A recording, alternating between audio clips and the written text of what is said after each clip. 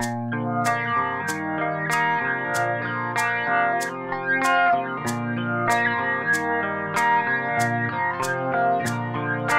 war eine heiße Märzenzeit, trotz Regen, Schnee und alledem. Nun aber da es Blüten schneit, nun ist es kalt, trotz alledem. Trotz alledem und alledem, trotz Wien, Berlin und alledem. Ein schnöder, scharfer Winterwind durchfröstelt uns trotz alledem.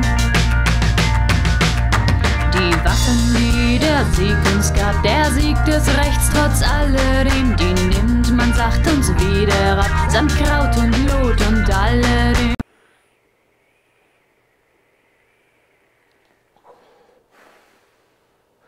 Ja, willkommen zum endlich mal nächsten Video von mir.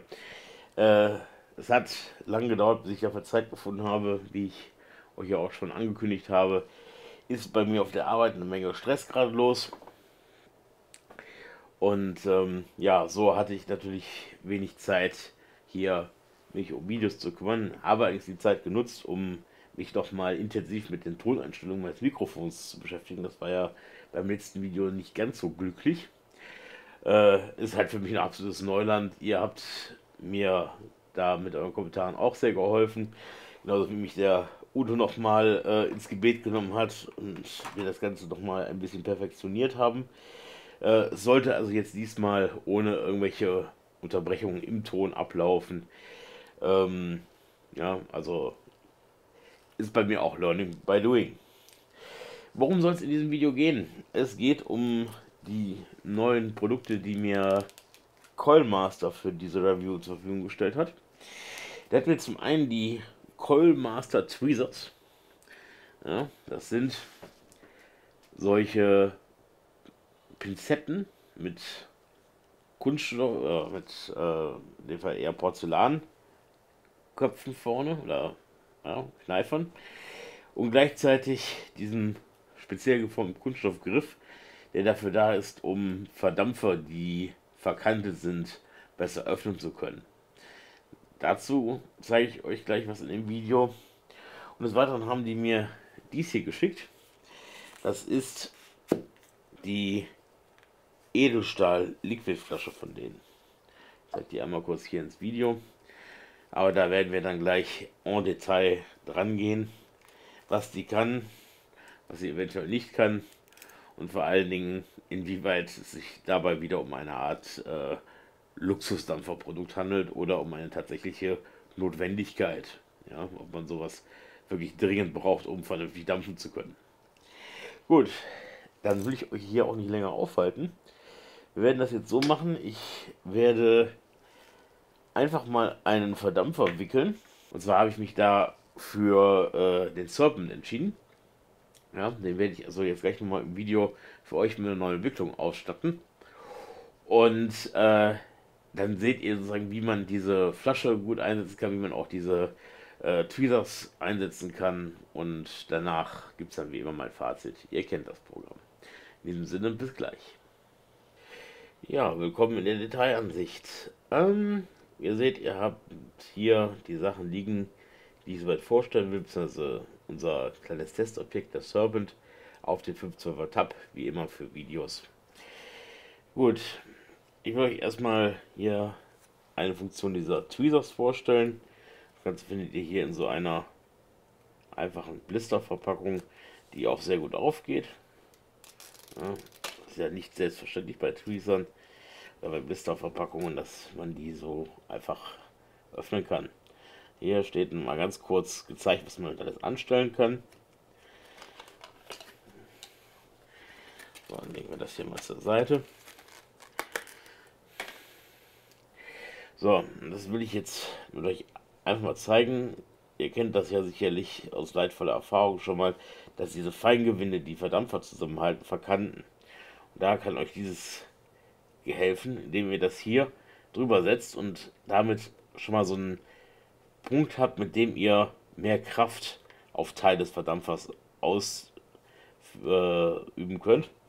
Ich empfehle das immer an die schlanken Stellen zu setzen, wenn man da eventuell noch mehr Kraft braucht. Und dann könnt ihr einfach mit der Hand das Oberteil greifen und gegendrehen. Das hilft zumindest von meiner unwissenschaftlichen Beobachtung aus her, ja, ich sage bei 70% der Fälle reicht das vollkommen aus. Es gibt Verdampfer, die verkanten so heftig, da hilft nicht mal mehr das. Da müsst ihr wirklich sich mit einer Zange ran oder sowas. Aber das ist erstmal was man eher versuchen sollte, ja, bevor man da irgendwie mit starkem Werkzeug dran geht. Gut, ich packe jetzt eben die Wicklung auf den kleinen Verdampfer hier. Und dann zeige ich euch, wie ich dann mit dieser Liquidflasche arbeite. In diesem Sinne, bis gleich.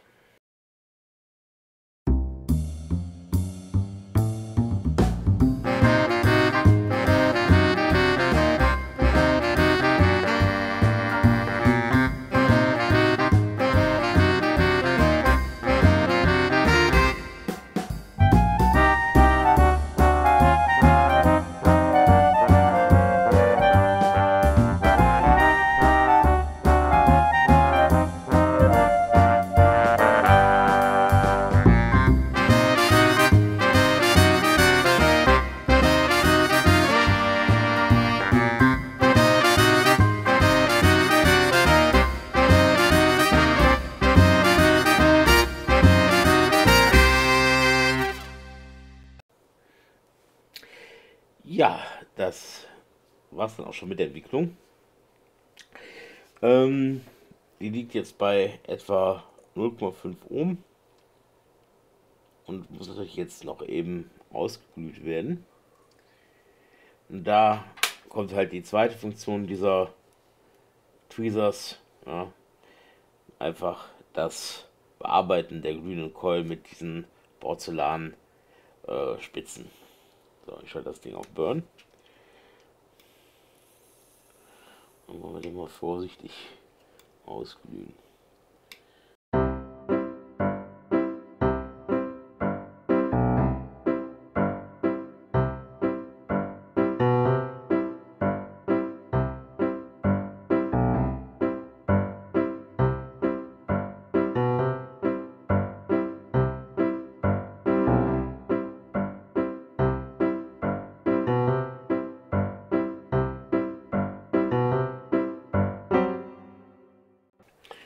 Gut, gefällt mir soweit. Ihr seht, ich habe auch diesmal im Gegensatz zu dem Testvideo jetzt tatsächlich mal eine Wicklung so gemacht, wie der Hersteller sich das wohl gedacht hat, indem ich jetzt also in eine Art Z-Wicklung darüber gegangen bin. Wobei ich das Gefühl habe, dass die Wicklung, die ich im Testvideo gezeigt habe, tatsächlich einen Vorteil hat, sie ist für Backendampfer angenehmer. Sie scheint den Luftzug etwas zu bremsen, ja, und dementsprechend kann auch ein Backendampfer diese Wicklung oder diesen Verdampfer mit einer etwas größer eingestellten Airflow besser betreiben. Mal fühlen, ja, ist kalt genug, können die Batterien ziehen.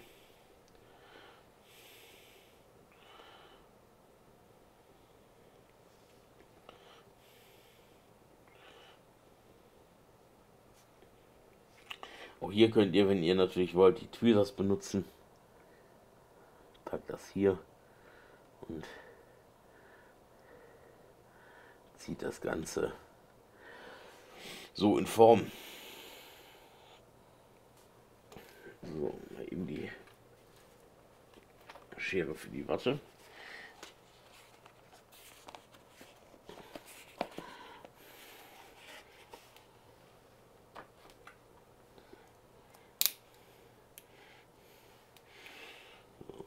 So, ein bisschen zuschneiden.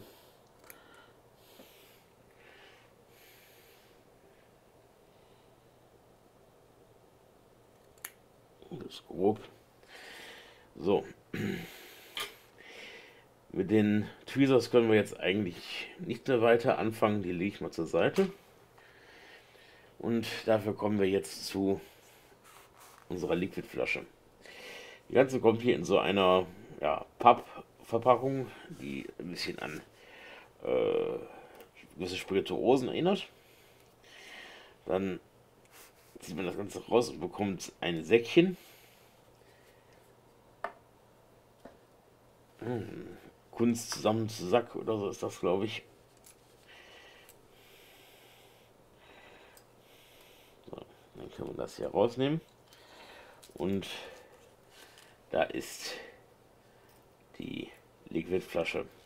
Die SEB, Stainless Steel E-Liquid Bottle. Und ihr bekommt auch noch eine Anleitung zu dieser Flasche. Ja, und diese Anleitung für diese Liquidflasche ist teilweise ausgeprägter als für so manchen Verdampfer, die ich schon gesehen habe. Ja. Das soll schon was heißen. Welche Funktionen gibt es an der Flasche? Ihr könnt erstmal hier rundherum gucken. Ihr habt hier eine Füllstandsanzeige, die hier bei 20 Milliliter endet. Ihr habt hier unten einen Druckknopf, den man drücken kann. Dann haben wir hier für diesen Knopf auch eine Knopfsperre. Ja, wenn wir uns runterdrehen, dann kann man diesen Knopf nicht mehr drücken. So, dann kann man hier oben die Kappe abnehmen.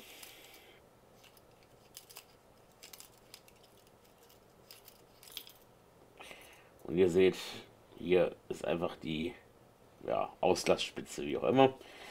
Ja, der Deckel hat nochmal so einen Karabinerhaken. Ihr könnt es also genauso gut an einem Gürtel oder sowas festmachen, wenn euch das gefällt. So, und dann, wenn man hier diese Kappe auch noch abdreht,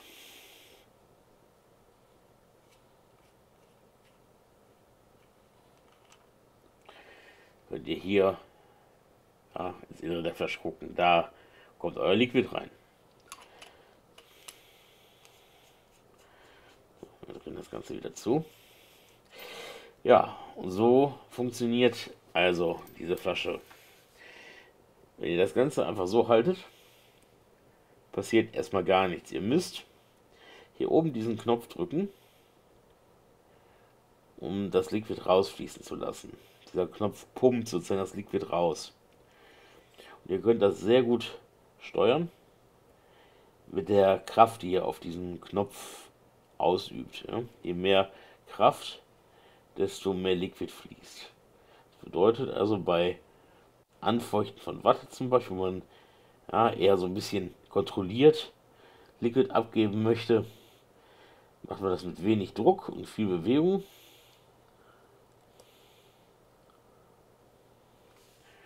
Auf die andere Seite.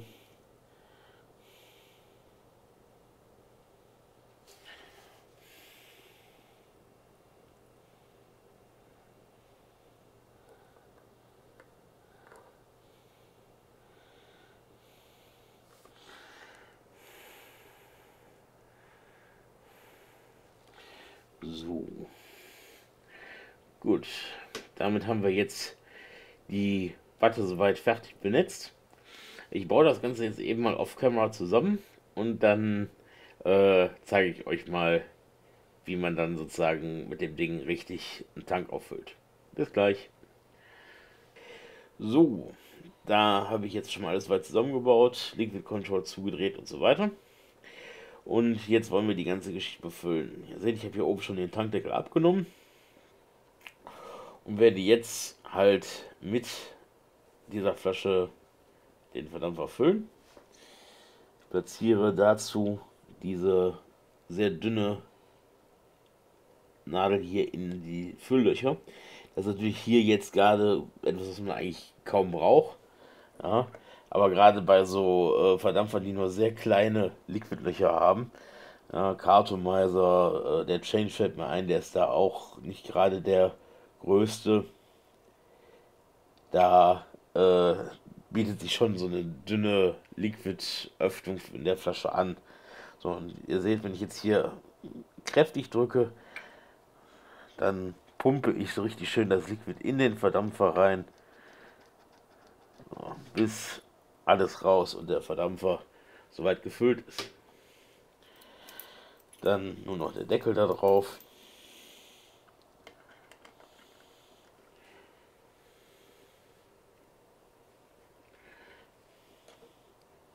Mundstück.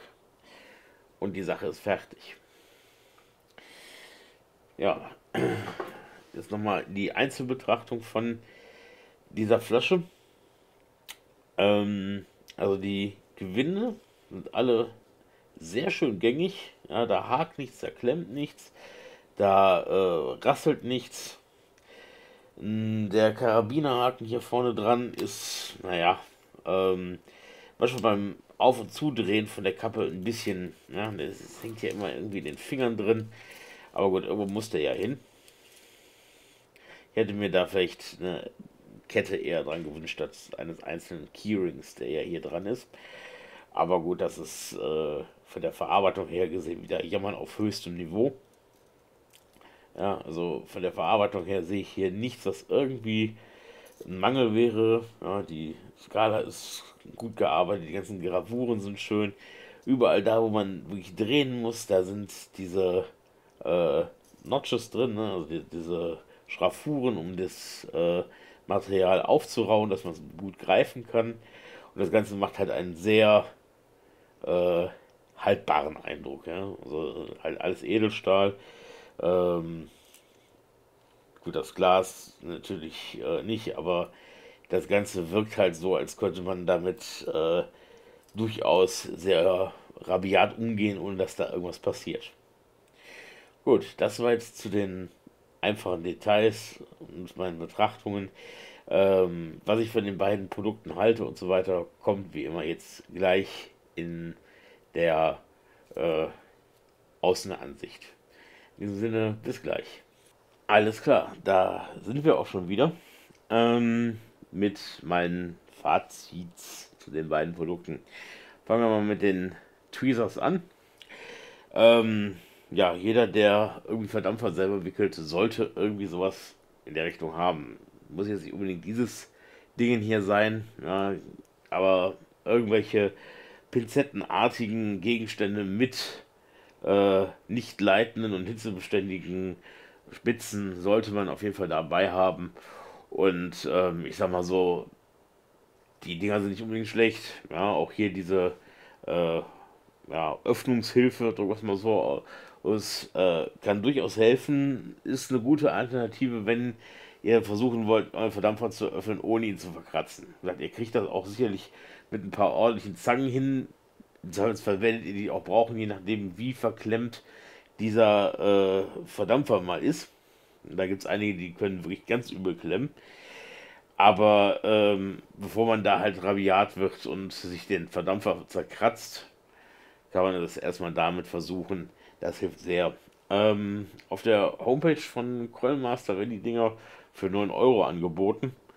9 Dollar, 9 Dollar war das, genau. Für 9 Dollar angeboten. Ähm, ist okay. Ja, also dafür bekommt man vielleicht eine hochwertigere Pinzette mal bei einem anderen oder ein paar mehr Öffnungshilfen, aber naja, so hat man halt alles in einem. Ähm, durchaus praktisch, finde ich. Ja, kommen wir zu dem Thema Flasche. Ähm,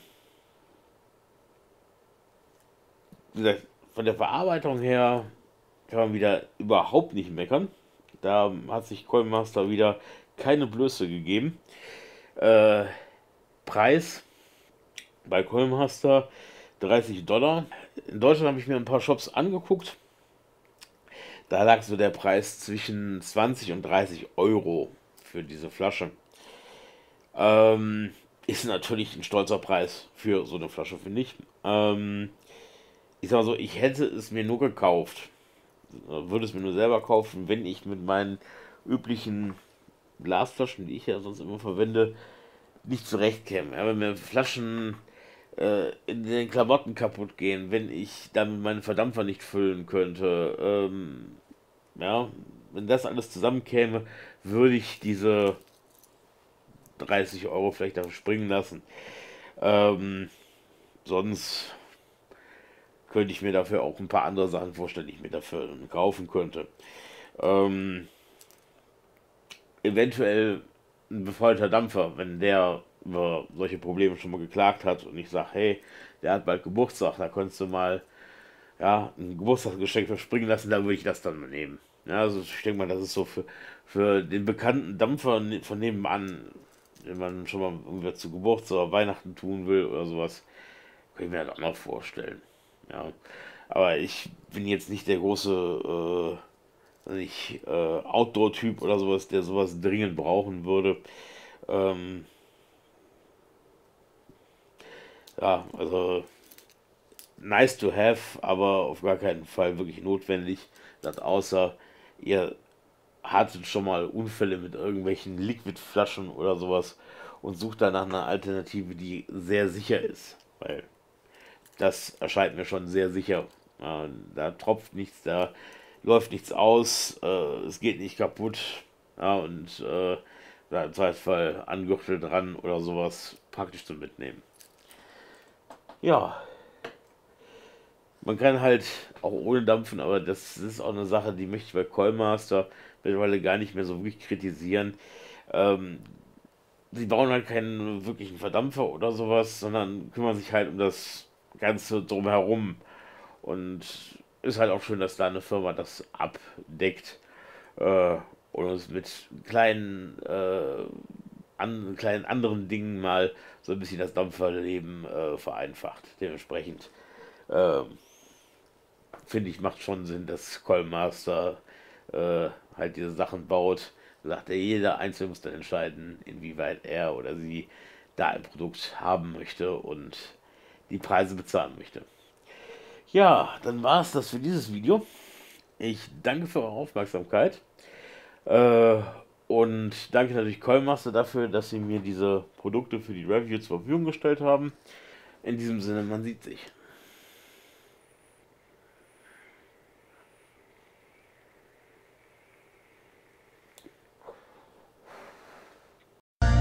Doch sind wir frisch und wohlgemut und sagen nicht trotz alledem, in tiefer Brust des Zornes Glut, die hält uns warm trotz alledem.